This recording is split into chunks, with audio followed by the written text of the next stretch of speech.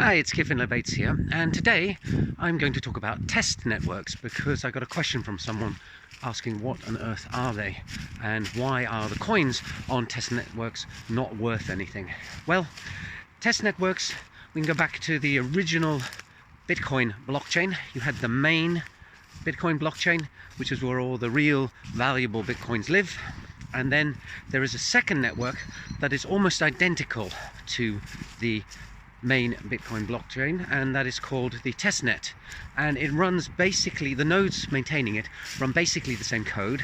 And the idea there is that because it's a testnet and it can be reset at any time, the coins on it have no value, but you can write code and you can experiment and you can try things out on the test network to see that you've not made any terrible mistakes, which if you then deployed your code in production on the main net would mean that you could lose vast sums of money.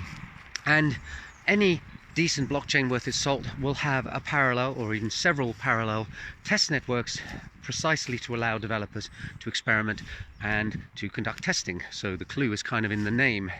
So the fact is that although these test networks are very similar to the real network, because they can be reset, it means that any coins that you manage to mine on them or manage to obtain are not going to have a real dollar value, because they could just be turned off overnight or reset.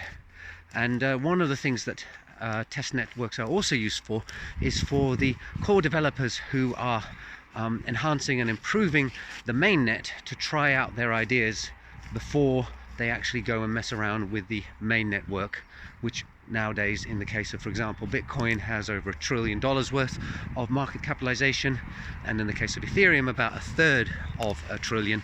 So obviously you don't just want to push some changes out onto it and break the whole thing, because that would be financially disastrous and could mean the whole end of any one of those projects. So that's the second purpose for testnets. It's also why they're not identical to the main net.